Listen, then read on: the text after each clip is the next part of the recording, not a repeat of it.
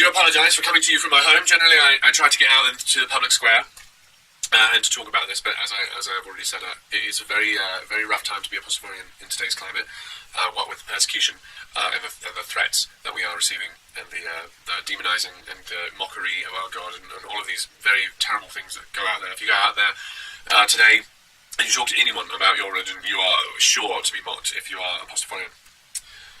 So, anyway, today I'd like to talk about the servile attitude of our Christian brethren and how it's fucking up our entire world.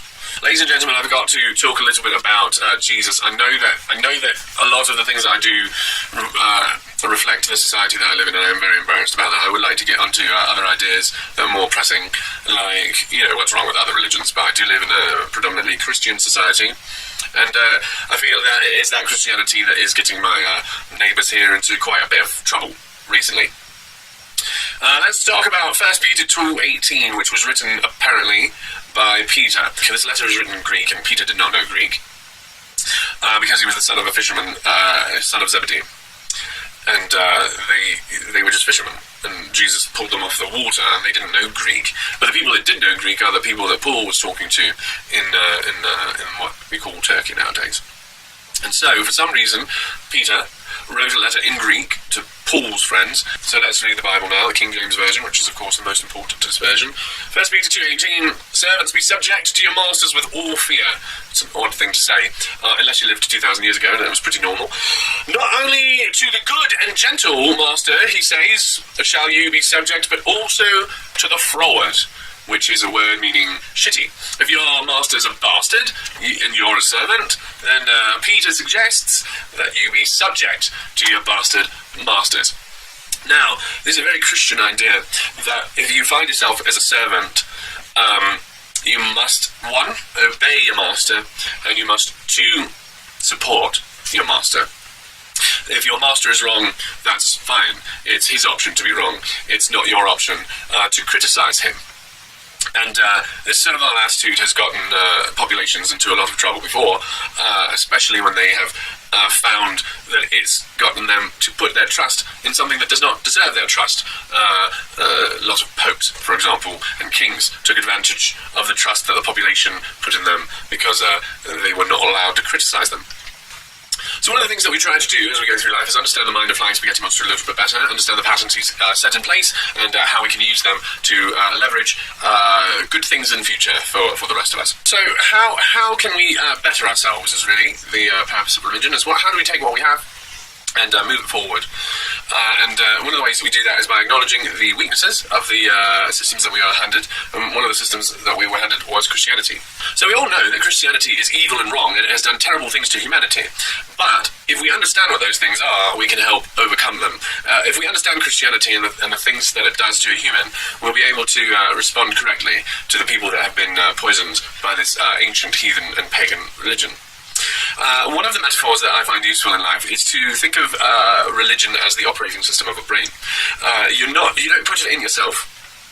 It's chosen for you by your tribe and family. And you come to terms with that over your life, the operating system that was put in your head, because your brain actually sort of... there is a plasticity to your brain that it adapts the shape of itself to the thoughts that are in it. It uses the shape of itself to think the thoughts, and so it's able to change its shapes to think the thoughts that it's led to think.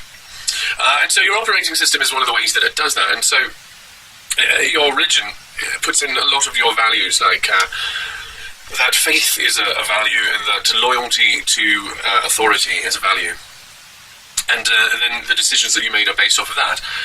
And so one of the ways that we can tell when we believe something that's untrue is we go through life and we make some errors because we value something that maybe isn't quite as valuable as we were led to believe. Our operating system has told us to make judgments based on certain ideas, and perhaps those ideas aren't as true as they'd want. And so our judgments will be in error, and we'll find that the things that we're doing don't lead us to the places that we thought they would. And so that's what it will feel like if you believe something that is wrong. For example, if you believe in the wrong God, if you believe in something other than reality, you'll make decisions based on that belief, but you'll find that reality moves a different direction than the way that you thought it would.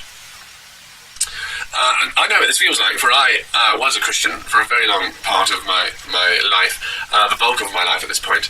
I was a Christian and believed it for the first 35 years of my life, and find that now that I understand what was wrong about my thinking, I realise what was wrong about my behaviour, but I couldn't see it at that time because I believed the things, right? And so you can't, if you believe something wrong, you can't be shown that it's wrong, but you can notice that the decisions that you're making in life are bringing you somewhere that you didn't think they would. That the promises made to you by the decision-making process and the algorithms that you use to run your hard drive give you weird data.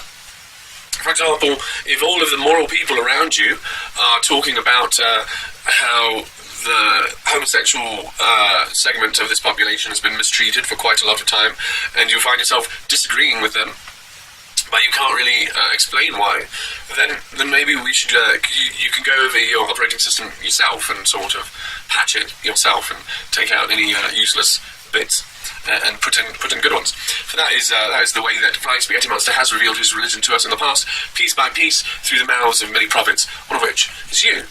So do please speak up and tell us what Flying Spaghetti Monster says to you, so that we can all be edified.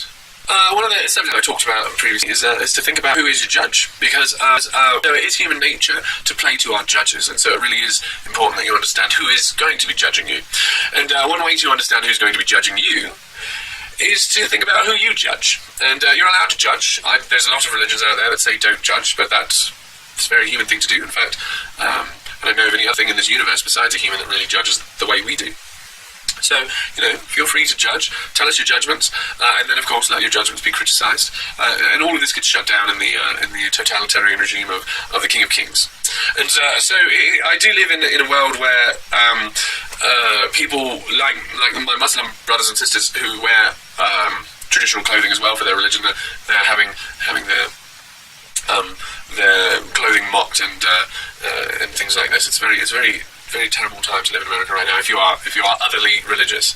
If you're part of the mainstream, just one of the zombies that cannot think for themselves, that believes in the gospel of Jesus Christ, it's really easy to be an American, but living has always been easy with your eyes closed. So, this is the plight of the true believing members of the true Church of God for all time. When you can see God, when you can see what He is, the people around you get very upset. And that is to be expected. And so take it easy out there, as my fellow Pastafarian brothers and sisters. Don't draw too much attention to yourself. But if you do hear someone who might believe things that Pastafarians believe already, that we're all one in the sight of our Flying Spaghetti Monster, that there is no such thing as out-group, that what is real is important, that believing in fantasy is going to mess up your brain. If you hear someone who sounds like they believe those things too, maybe send them a link so that you don't have to feel the full persecution of it, but I'll be able to do the communicating for you, so that way it's a bit less intrusive. But thanks for coming by, and please do like and subscribe, and put your comments down below, and I'll see you never.